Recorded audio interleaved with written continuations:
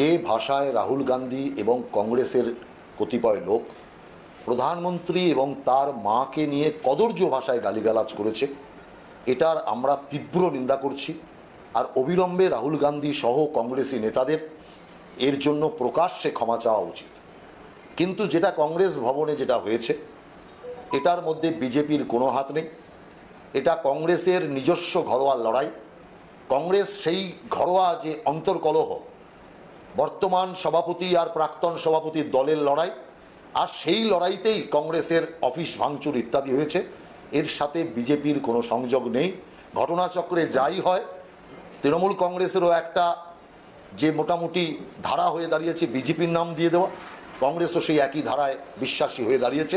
আমরা মনে করি যে এই হামলা কংগ্রেসের অন্তর্কলহেরই একটা নিদর্শন। কংগ্রেসের তরফ থেকে, প্রদেশ কংগ্রেসের তরফ থেকে সাংবাদিক বৈঠক করে বলা হচ্ছে যে পাটনায় যে ঘটনা হয়েছে, যেটা রাহুল গান্ধীর নামে চালানো হচ্ছে, রাহুল গান্ধী এই বিষয়ে কিছুই জানেন না। ওখানে একটি সভাতে কেউ কোনো মন্তব্য করে থাকতে পারেন, কি করেছেন ডিটেল রাহুল গান্ধী নিজেই কিছু জানেন না।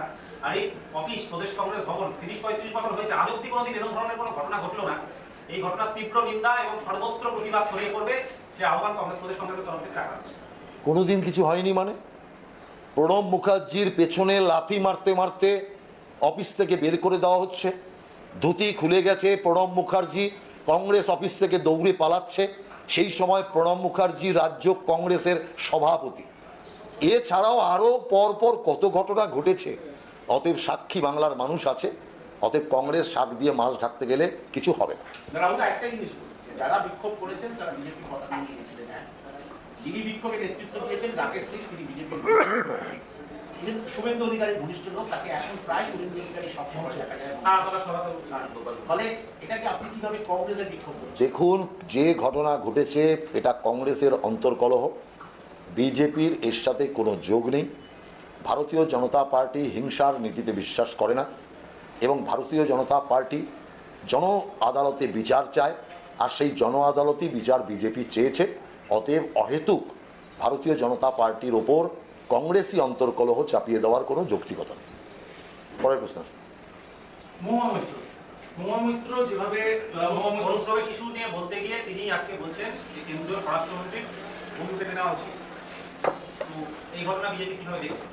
দেখুন, মহুয়া মৈত্রর বিরুদ্ধে ইতিমধ্যেই থানায় এফআইআর করা হয়েছে। আমরা মনে করি একজন সাংসদ তিনি এই জাতীয় উগ্রপন্থী সুলভ বিভিন্ন আতঙ্কবাদীর মতো কথাবার্তা বলতে পারেন না। দেশের স্বরাষ্ট্রমন্ত্রীর মাথা কেটে নেওয়ার কথা একজন সাংসদ বলছে, এর চেয়ে বড় অপরাধ আর কিছু হতে পারে না। তৃণমূল যে একটা হিংসাত্মক সন্ত্রাসবাদী দল, মহুয়া মৈত্রর এই বক্তব্য পরিষ্কার সেটাকে প্রমাণ করছে।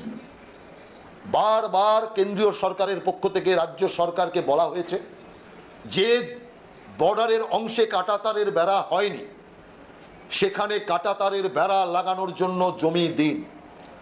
রাজ্য সরকার গড়িমসি করে সেই জমি অটল বিহারী বাজপেয়ী সরকারের সময় থেকে আজ পর্যন্ত দেয়নি। তার কারণ অনুপ্রবেশকারী ঢোকানো, ওটাই সিপিএমের ছিল করিডোর। তৃণমূল সেম করিডোরকে সমভাবে ব্যবহার করছে। যেখানে বর্ডারের একটা বিরাট অংশে কাঁটাতারের বেড়া হতেই পারছে না রাজ্য সরকারের অপদার্থতা এবং ষড়যন্ত্রের কারণে, সেই স্থানে অবাধভাবে ঘুষপেঠি অর্থাৎ অনুপ্রবেশকারীরা ঢুকছে, বাংলাদেশ থেকে এখানে আসছে। আর যদি কোথাও ধরেও নি, বিএসএফ এর কারণে কোথাও ঢুকছে কোথায়? তৃণমূল কংগ্রেসের সরকারের আওতায় পুলিশ থানায় ঢুকছে। তারা রেশন কার্ড বানাচ্ছে কোথায়? ভোটার তালিকায় নাম ঢোকাচ্ছে কোথায়? তারা নকল আধার কার্ড তৈরি করছে কোথায়? সব তো তৃণমূল কংগ্রেসের সহযোগিতায় এই রাজ্যের অভ্যন্তরে বসে। অতএব দায়ী কারা? মহুয়া মৈত্রর উচিত ছিল, যদি সত্যবাদী হয়ে থাকেন তাহলে তৃণমূলের বিরুদ্ধে গালিগালাজ করা। কারণ রেশন কার্ড তৃণমূল এলাকায় হচ্ছে, আধার কার্ড তৃণমূল এলাকায় হচ্ছে, ভোটার তালিকায় নাম তৃণমূলের লোকেরা তুলে দিচ্ছে। যদি কোনোভাবে কোনো অনুপ্রবেশকারী বর্ডার টপকে চলেও আসে, আশ্রয় প্রশ্রয় কে দিচ্ছে? আশ্রয় প্রশ্রয় তো তৃণমূল কংগ্রেস দিচ্ছে। তৃণমূল কংগ্রেসের সরকারের থানা এলাকায় তারা বসবাস করছে। কেন পুলিশ গ্রেপ্তার করছে না? কেন তাদের মধ্যে ব্যবস্থা গ্রহণ করা হচ্ছে না? সেই কারণে আমরা স্পষ্ট কথা বলতে চাই যে মহুয়া মৈত্র যে ভাষায় নিজেদের অপরাধকে অপরের ঘাড়ে চাপানোর চেষ্টা করেছে, এই পর্যন্ত সমর্থন তবুও করা যায়, কারণ রাজনৈতিক দল তার বক্তব্য রাখতে পারে, স্বাধীনতা আছে। কিন্তু রাজনৈতিক দল একজন সাংসদ হয়ে দেশের স্বরাষ্ট্রমন্ত্রীর মাথা কাটার কথা বলতে পারে? অতএব এটা একটা উগ্রপন্থী সুলভ আচরণ। তৃণমূল কংগ্রেস যে একটা সন্ত্রাসবাদীদের আক্রা, এই ঘটনায় তা প্রমাণ করছে। অবিলম্বে মহুয়া মৈত্রর গ্রেপ্তার আমরা চাই, আইনানুগ ব্যবস্থা চাই। সুপ্রিম কোর্টের বিচারপতি সূর্যকান্ত এবং বিচারপতি জয়মাল্য বাগচির বেঞ্চ আজকে পুশব্যাক নিয়ে একটা গুরুত্বপূর্ণ মন্তব্য, অবজারভেশন তাদের, যে সীমান্তে অনুপ্রবেশ রোধ বিএসএফ এর দায়িত্ব, কিন্তু দেশের ভেতরে থাকা কাউকে ফেরত পাঠাতে হলে আইনি প্রক্রিয়া মেনে চলা বাধ্যতামূলক। এটি দেশের নিরাপত্তার সঙ্গে জড়িত গুরুতর প্রশ্ন, কেন্দ্রকে স্পষ্ট ব্যাখ্যা দিতে হবে। হ্যাঁ, ঠিক আছে, কেন্দ্রকে যখন আদালত জানতে চেয়েছে, সর্বোচ্চ আদালত, কেন্দ্রীয় সরকার তার ব্যাখ্যা অবশ্যই দেবে, হলফনামা পেশ করবে, এতে কোনো সন্দেহ নেই। আদালত বক্তব্য চাইতেই পারে, আর কেন্দ্রীয় সরকারও তার হলফনামা আদালতে পেশ করবে। এই যে বাংলা ভাষায় কথা বললে যে বাংলাদেশি তকমা, তা নিয়ে হলফনামা দিয়ে বিস্তারিত তথ্য সহ হলফনামা রাজ্য সরকারকে দিতে হবে, এই কেন্দ্র সরকারকে দিতে না হবে। না, বললাম তো দেবে। হ্যাঁ, জীবনকৃষ্ণ সাহা, তার জীবনকৃষ্ণর এলাকার প্রাক্তন তৃণমূল কাউন্সিলর, তিনি বর্তমানে বিজেপির সঙ্গে যুক্ত। তিনি বলছেন জীবনকৃষ্ণ তার হাত দিয়ে প্যাকেটে টাকা ভরে পাঠাতেন। একটা ভাইরাল ভিডিওতে দেখা যাচ্ছে জীবনকৃষ্ণের কাছে একজন টাকা ফেরত চাইছে। না না, জীবন কৃষ্ণকে কি আপনারা মনে করছেন যে ধোয়া তুলসী পাতা? জীবন কৃষ্ণ সাহা আগে থেকেই এই নানা রকম দালালির কাজে যুক্ত ছিল, এবং বিভিন্ন ক্ষেত্রে, শুধু শিক্ষা ক্ষেত্রে নয়, বিভিন্ন ক্ষেত্রে চাকরি বিক্রির ব্যবসাটাই তার মূল ব্যবসা ছিল। আর তৃণমূল কংগ্রেসের ছাতার তলায় বসেই এটা তিনি করেছেন। অতএব এই ছাত্র ভর্তি, ছাত্রদের বিভিন্ন জায়গাতে, কলেজে, ইউনিভার্সিটিতে ভর্তি করা, বিভিন্ন ক্ষেত্রে চাকরি পাইয়ে দেওয়া, এর সর্বক্ষেত্রে যে কাটমানি, এই কাটমানির একটা বিরাট অংশ তৃণমূলের ওপর পর্যন্ত এসছে, যে কারণে তৃণমূলের ওপরের নেতারা ভয় পাচ্ছে জীবন কৃষ্ণের বিরুদ্ধে কোনো ব্যবস্থা নিতে। তার কারণ, জীবন কৃষ্ণ সাহা যদি মুখ খুলে দেয়, তাহলে তৃণমূল কংগ্রেসের অনেক বড় বড় নেতাকে জেল যাত্রা এখনই করতে হবে, বিলম্বের আর অবকাশ থাকবে না। যে কারণে তৃণমূল কংগ্রেস এখন জীবন সাহাকে নানাভাবে তারা রক্ষা করার চেষ্টা করছে, কিন্তু আমি মনে করি জীবন সাহা রক্ষা পাবে না, আর জীবন সাহার সঙ্গে যারা কাজ করেছে তারাও রক্ষা পাবে না, যারা টাকার ভাগ নিয়েছে তারাও কেউ রক্ষা পাবে না। জীবনের বাবা বা জীবনের মা, জীবনের আত্মীয়, কেউই জীবনের দায়িত্ব নিচ্ছে। জীবন নিজেই আগে জানিয়েছিলেন জিজ্ঞাসাবাদে যে বাবার অ্যাকাউন্টে যে টাকা তা ব্যবসার টাকা। আজকে তার বাবাও সাংবাদিকদের মুখোমুখি হয়ে জানালেন জীবনের ব্যাংক অ্যাকাউন্টের টাকা তাদের কোনো ব্যবসার কিছু নয়, ওর নিজের টাকা, সেটা চাকরি বিক্রি কিনা জানি না, হতে পারে। আত্মীয়রা কেউ দায় নিচ্ছে না জীবনের অ্যাকাউন্টে। দেখুন, ঠিক মনে করিয়ে দিচ্ছে রত্নাকর দস্যুর কথা। যখন রত্নাকর দস্যু নারদকে ধরলেন হত্যা করার জন্য, নারদ তখন বললেন, এই যে পাপ করছো, তোমার এই পাপ কিসের জন্য করছো? সে বলল, আমার বাবা মা, আমার স্ত্রী পুত্রের ভরণ পোষণের জন্য করছি। তারা কি তোমার পাপের ভাগ নেবে? রত্নাকর দস্যু বলেছিল, হ্যাঁ নেবে। তো যাও, তুমি গিয়ে জিজ্ঞাসা করো। রত্নাকর দস্যুর পিতা, মাতা, স্ত্রী এবং পুত্র সহ সকলে বলে দিয়েছিল, ভরণ পোষণ করানোর দায়িত্ব তোমার, কিন্তু পাপ করলে সেই পাপের ভাগ নেওয়ার দায়িত্ব আমাদের নেই। ঠিক আজকে জীবন কৃষ্ণ ক্ষেত্রে আমরা একই জিনিস দেখছি, তার পিতা মাতা প্রত্যেকেই এই পাপকে, এই পাপের দায়কে কাঁধে তুলতে রাজি নয়। পাটনায় রাহুল গান্ধী তিনি 17ই আগস্ট থেকে ভোটার অধিকার যাত্রা করছেন, যা শেষ হওয়ার কথা 1 সেপ্টেম্বর। এই শেষ দিনে আমন্ত্রিত ছিলেন মমতা বন্দ্যোপাধ্যায়, অভিষেক বন্দ্যোপাধ্যায়। তারা যাচ্ছেন না, কোনো প্রতিনিধি পাঠাবেন কিনা তাও এখনো পর্যন্ত নিশ্চিত নয়। দেখুন, আমি তো আগেই বলেছি, এই যে আপনার জোট, এই জোট শুধুমাত্র এসআইআর এর ভয়ে জোট। লোকসভার সময় জোট হয়েছিল ইন্ডি জোট, শুধুমাত্র সিবিআই আর ইডির পিন্ডি চটকাতে। সেই জোট ক্ষণস্থায়ী জোট ছিল, লোকসভা নির্বাচন হয়ে গেছে, জোট শেষ। এখন যখন দেখছে ইলেকশন কমিশনের এসআইআর, আবার অশনি সংকেত দেখছে সব রাজনৈতিক দল। এখন সেই কারণে সব জোট বাঁধতে শুরু করেছে। এখন তৃণমূল কংগ্রেস দেখছে কংগ্রেসের ছাতার তলায় গিয়ে বাঁচা যাবে না, আমাদের লড়াই আমাদের লড়তে হবে। সেই কারণে এখন কংগ্রেসকে ত্যাগ করেছে তৃণমূল কংগ্রেস, তার এটা হচ্ছে প্রথম নমুনা। পাটনা যাওয়ার কথা স্বীকার করেও শেষ মুহূর্তে সেই পাটনা যাওয়া থেকে বিরত থাকা, এটাই তৃণমূলের রীতি। অতএব সেই কারণে সারা দেশের সব রাজনৈতিক দল জানে তৃণমূলের কোনো বিশ্বাসযোগ্যতা নেই।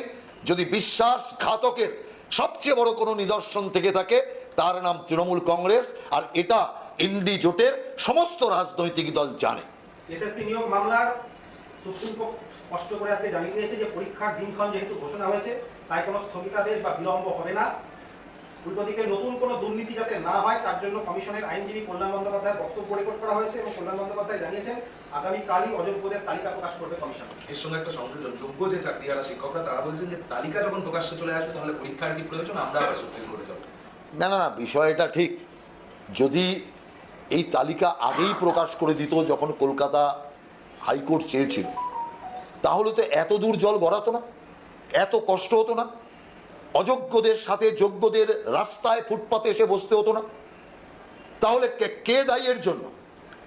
এখন কল্যাণ বন্দ্যোপাধ্যায় বলছে আগামীকাল তালিকা দেওয়া হবে। কিসের ভিত্তিতে তালিকা দেওয়া হবে সেটাও দেখা দরকার আছে। সেই তালিকার সাথে ওএমআর শিটের সংযোগ আছে কিনা, না কিনা মন গড়া তালিকা।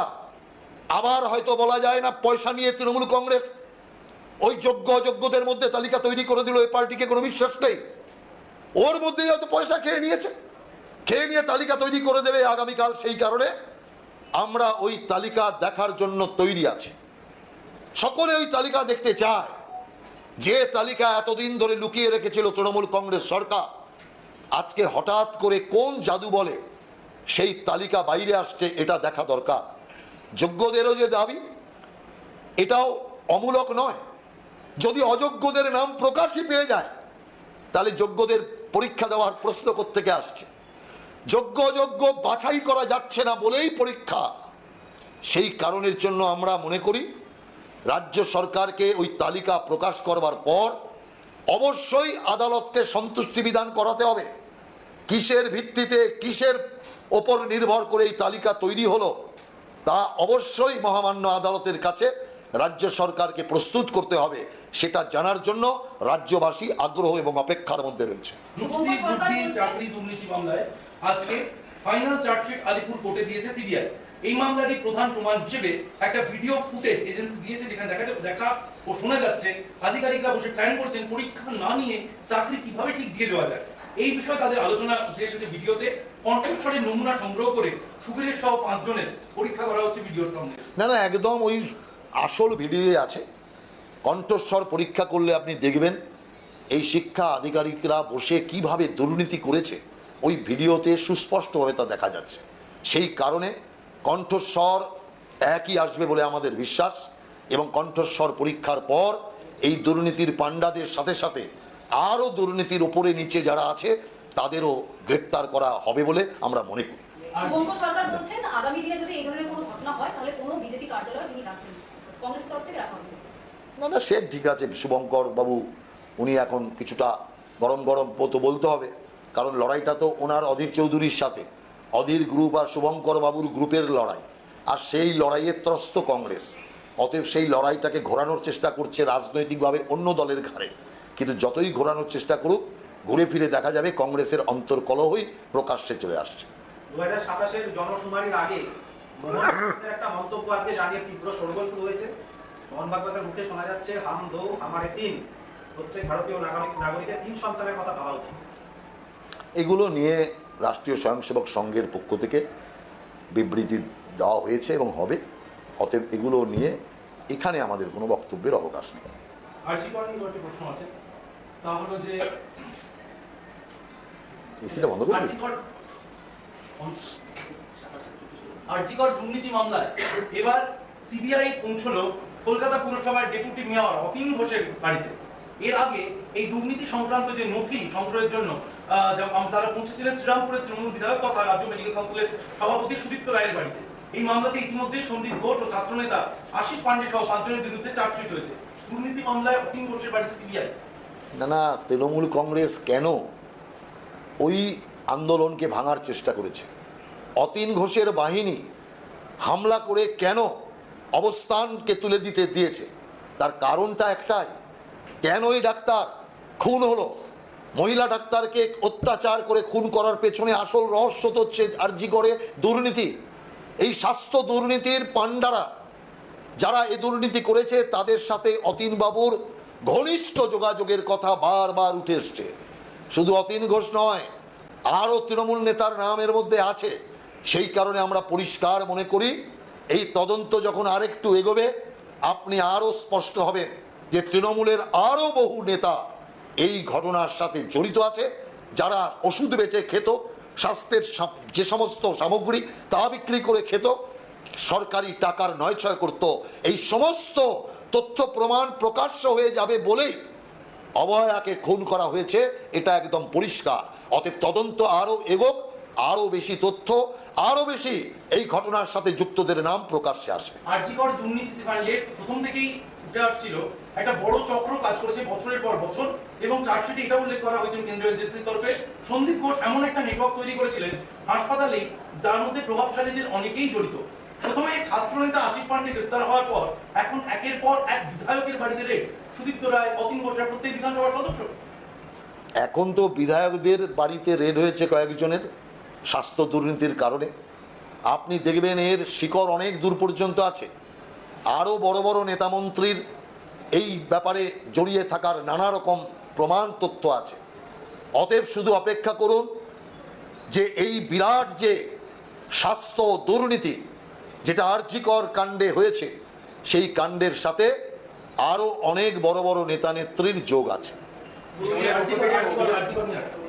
আরজিকর হত্যা মামলা এখনো পর্যন্ত সাজাপ্রাপ্ত এক সঞ্জয় রায়, কিন্তু সন্দীপ ঘোষ ও কালা থানার ওসি যুক্ত ছিলেন কিনা সেই মামলা এখনো অব্যাহত মামলা চলছে। পর্যায়ক্রমে সিবিআই স্ট্যাটাস রিপোর্ট জমা দিচ্ছে শিয়ালদা কোর্টে। এই মামলার ভবিষ্যৎ কোন দিকে যেতে পারে বলে আপনারা মনে করছেন? আগে আপনারা বলেছেন এই দুর্নীতি আর ভীষণভাবে লিঙ্ক। না, দুর্নীতি আমি এখনো বলছি, দুর্নীতি আর এই অভয়া হত্যা এক মামলা, একই জিনিস। অভয়া দুর্নীতির বিভিন্ন জিনিস দেখে ফেলেছিলেন, জেনে ফেলেছিলেন, তার মুখ বন্ধ করার জন্যই পাশবিক অত্যাচার করে তাকে হত্যা করা হয়েছে। অতএব এই দুর্নীতির সাথে এই অভয়া হত্যাকাণ্ডের পুরোপুরি যোগ আছে। দুর্নীতির ধামাচাপা দিতেই এই হত্যাকাণ্ড। তদন্ত আরও এগোলে এই বিষয়ে স্পষ্ট হবে। দেখুন, প্রথম দিন থেকেই আমরা একই কথা বলে এসছি যে সঞ্জয় রায় একা এতে দোষী নয়। হয় সঞ্জয় রায়কে বলির বকরা করা হয়েছে, আর নইলে সঞ্জয় রায় একা নয়, তার সাথে একাধিক ব্যক্তি আছে। আর এই ঘটনা শুধুমাত্র 2-3 জন মানুষ লালসার বশবর্তী হয়ে করে ফেলেছে, এই রকম অসত্য কথা মানতে আমরা রাজি নই। পরিষ্কারভাবে সবাই বিশ্বাস করে এই ব্যাপক স্বাস্থ্য দুর্নীতি আড়াল করবার জন্যই পরিকল্পিতভাবে অভয়াকে খুন করা হয়েছে। অতএব আর কিছুদিনের মধ্যেই আমাদের বিশ্বাস আরও যারা অপরাধী, যারা এর পরিকল্পনা করেছে আর যারা সরাসরি খুনের সাথে যুক্ত, তাদের নাম মানুষের সামনে চলে আসবে। পুজোর আর দেরি নেই, পুজোর মুখে পুরুলিয়া থেকে দেখা গেল প্রায় কয়েক হাজার তরুণ যারা পরিযায়ী শ্রমিক, তারা আজকে ট্রেন ধরে দক্ষিণের পথে পাড়ি দিলেন এবং বিজেপির স্থানীয় নেতারা তারা গোলাপ ফুল দিয়ে তাদেরকে শুভেচ্ছা জানিয়েছেন। তার কারণ রাজ্য সরকারের সমষ্টি ভাতার উপরে ভরসা না করে তারা ভিন রাজ্যে যাচ্ছে। কেমন ছবি পুজোর সময়? দেখুন, মুখ্যমন্ত্রীর যে ঘুষ নীতি সর্বক্ষেত্রে উনি চালিয়েছেন, বহু ক্ষেত্রে সফল হয়েছেন, বেশিরভাগ ক্ষেত্রে ব্যর্থ হয়েছে। পরিযায়ী শ্রমিকদের ঘুষের লোভ দেখিয়েছিলেন, একজনও পরিযায়ী শ্রমিক আসেনি। এর থেকে পরিষ্কার বোঝা যাচ্ছে পরিযায়ী শ্রমিকরা নিরাপদে আছে, আনন্দে আছে, তারা রোজগারে আছে ভিন রাজ্যে। আজকে পুরুলিয়াতে যেটা আমরা দেখলাম, অসংখ্য পরিযায়ী শ্রমিক তারা নিজের রাজ্য ছেড়ে ভিন রাজ্যে যাচ্ছে কাজের জন্য। আমি মমতা ব্যানার্জি রাজ্যের মুখ্যমন্ত্রীকে বলতে চাই, অপবাদ রটানো বন্ধ করুন। আমি মুখ্যমন্ত্রীকে এটাও বলতে চাই যে আপনাকে টাকার লোভ দেখিয়ে পরিযায়ী শ্রমিককে আনতে হবে না। কেউ চায় না তার নিজের বাড়ি ছেড়ে, মা বাবা আত্মীয় পরিজন ছেড়ে অন্য রাজ্যে যেতে। কম পয়সা পেলেও নিজের রাজ্যে নিজের ঘরে ভাত খেতে চায় সবাই। এখানে কাজ নেই, খাদ্য নেই, এখানে আর্থিক কোনো উপাদান নেই, অর্থনৈতিক উন্নয়নের কোনো সুস্পষ্ট লক্ষণ নেই। তো কি করবে এখানকার বেকাররা? তাই ঘরের ছেলে চোখের জল ফেলতে ফেলতে নিজের মাকে, নিজের ঘরকে ছেড়ে অপর রাজ্যে গিয়ে তারা কাজের সন্ধানে ছুটছে। সেই কারণে মুখ্যমন্ত্রীকে বলবো, টাকার লোভ না দেখিয়ে বরঞ্চ বাংলায় শিল্প তৈরি করা, বাংলায় যদি শিল্প পরিবেশ তৈরি হয়, এখানে যদি আবার ব্যবসা ফিরে আসে, পরিযায়ী শ্রমিক কেউ বাইরে যেতে চাইবে না। বাংলার পরিযায়ী শ্রমিক বাংলাতেই থাকবে, তারা পরিযায়ী নামটাকে ছিঁড়ে ফেলে দেবে। কিন্তু যতক্ষণ পর্যন্ত বাংলায় হতাশা, বাংলায় কাজ নেই, খাদ্য নেই, তো এখানে অনাহারে মরবে। সেই জন্য সকলে ছুটছে বাইরে, আর যারা যাচ্ছে হাসি মুখে যাচ্ছে, কারো মুখে কোনো আতঙ্ক নেই। তার কারণ কোথাও কোনো ভীতি নেই, কোথাও কোনো বাংলা ভাষার উপর আক্রমণ নেই। এগুলো তৃণমূলের মন গড়া ব্যাপার, তৃণমূলের অপপ্রচার, তৃণমূলের রাজনৈতিক হাতিয়ার এটা। সেই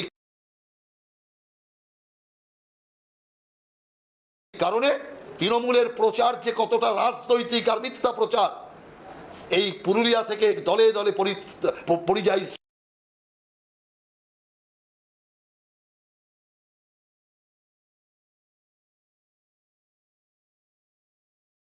শ্রমিক বাংলার বাইরে কাজে যাওয়ার যে নিদর্শন, তার থেকে এটা সুস্পষ্ট প্রমাণ হচ্ছে। উল্টো নিদর্শনও আছে রাহুলদা।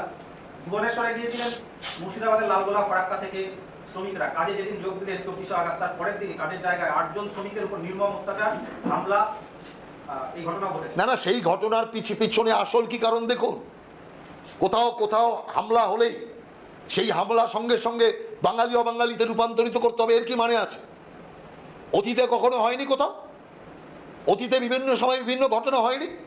তখন তৃণমূল কংগ্রেস ঘুমিয়েছিল কেন? তখন তৃণমূল কংগ্রেস বাংলার লোকেদের জন্য উঠে দাঁড়ায়নি কেন? একবারও তো পরিযায়ী শ্রমিকদের নিয়ে তৃণমূল কংগ্রেসকে একবারও একটা শব্দ করতে শুনিনি কেন? তখন পরিযায়ী শ্রমিকের দরকার ছিল না। তার কারণ ভোটার লিস্টে ভুয়া ভোটারের নাম ভর্তি। অতএব পরিযায়ী শ্রমিক ভোট দিতে আসলে কি আর না আসলে কি তৃণমূলের কিছু এসে যায় না, কারণ ভুয়া ভোটারের সাম্রাজ্য ভোটার তালিকায় তৃণমূল তৈরি করে রেখেছে। এখন যখন দেখছে ভুয়া ভোটারের তালিকা পুরোপুরি বাদ হয়ে যাবে, এখন সংকটকালে পরিযায়ী শ্রমিকদের মনে পড়েছে। পরিযায়ী শ্রমিকরাও এটা বুঝিয়ে দিয়েছে, করোনা কালে আমাদেরকে করোনা এক্সপ্রেস বলে এই রাজ্য থেকে তাড়িয়ে দিয়েছিলে, এখন তোমাকে যখন তাড়ানোর পালা এসছে, আমরাও তোমাকে তাড়ানোর জন্য ঐক্যবদ্ধ হব। এটাই পরিযায়ী শ্রমিকদের একমাত্র কথা। জীবন কৃষ্ণের নিয়ে আরেকটি আবার প্রশ্ন বলুন। হচ্ছে, জীবন কৃষ্ণ সাহাকে আদালতে পেশ করার দিন রিমান্ড লেটারে 8 নম্বর অনুচ্ছেদে স্পষ্ট উল্লেখ রয়েছে জীবন কৃষ্ণের এবং তার পরিচিত আত্মীয়দের নামে প্রচুর সম্পত্তি কিনেছেন তিনি। সম্পত্তির তালিকায় রয়েছে সাঁইথিয়া স্টেশন রোডের উপর 4,500 স্কোয়ার ফিটে একটি 4 তলা শপিং মল। জীবন কৃষ্ণের সাহার স্ত্রী এবং তার অ্যাকাউন্টে ভুরি ভুরি টাকা। এই এত অর্থের যোগান কোথা থেকে? না, যোগান তো একটাই, চাকরি বিক্রি, তোলা, সর্বক্ষেত্রে কাটমানি, এটাই তৃণমূল কংগ্রেসের একমাত্র আয়ের উৎস। আপনি দেখবেন যেসব লোক পথে ভিখিরির মতো অবস্থায় ছিল, আজকে তারা শপিং মল বানাচ্ছে, বড় বড় ফ্ল্যাট তৈরি করে তারা সেখানে বাস করছে, নামে বেনামে নানান সম্পত্তি ক্রয় করে রাখছে। এক একজনের সম্পত্তির অবস্থা দেখলে মাথা ঘুরে যায়। সেই কারণে এই পার্থবাবু, জীবন কৃষ্ণ, এইরকম যারা আছে তারা এক একটা স্যাম্পেল। এ দেখলে বোঝা যায় তৃণমূল কংগ্রেস এই রাজ্যে কি ব্যাপক দুর্নীতি চালিয়েছে। এগুলো হচ্ছে তার সবচেয়ে বড় নিদর্শন। এরপরও রাজ্যের মুখ্যমন্ত্রী গলাবাজি করছে কেন? রাজ্যের মুখ্যমন্ত্রীর সাহস হচ্ছে না? এত অবৈধ সম্পত্তি বেরোনোর পরও জীবন কৃষ্ণ শাহকে তৃণমূল কংগ্রেস বহিষ্কার করছে না কেন? এ প্রশ্ন আমি মুখ্যমন্ত্রীর কাছে করতে চাই, তৃণমূল সুপ্রিমোর কাছে করতে চাই। সাহস পাচ্ছেন না কেন? জীবন কৃষ্ণ মুখ খুললে আপনাদের তৃণমূলে কীর্তন হয়ে যাবে, তৃণমূল কংগ্রেসের অবস্থা খারাপ হয়ে যাবে। কে কোথায় কোন দিক দিয়ে জেলে চলে যাবে কেউ বলতে পারে না। সেই কারণে চোরকে সমর্থন করাই সবচেয়ে ভালো নীতি। আর তার জন্য যে মুখ্যমন্ত্রী এত সতের কথা বলে, এত সততার জন্য নানা রকম চিৎকার করে, আজকে সেই মুখ্যমন্ত্রীর সততা কোথায়? আজকে অসৎ লোকদের নিয়ে সংসার চালাচ্ছে আর তাদেরকে সমর্থন করে যাচ্ছেন। তাদের বিরুদ্ধে ব্যবস্থা নেওয়ার কোনো ক্ষমতা রাজ্যের মুখ্যমন্ত্রীর নেই। মুখ্যমন্ত্রী অসহায়, তার কারণ গোটা তৃণমূল কংগ্রেসটাতে ঘুণ ধরে গেছে। সারা তৃণমূল কংগ্রেস চৌর্য বৃত্তিতে নেমে পড়েছে। আর সেই কারণে মুখ্যমন্ত্রী ঠকবাজতে গাউজার হয়ে যাবে বলে উনি দেখলেন মৌনং সম্মতি হচ্ছে সবচেয়ে ভালো বাঁচার উপায়।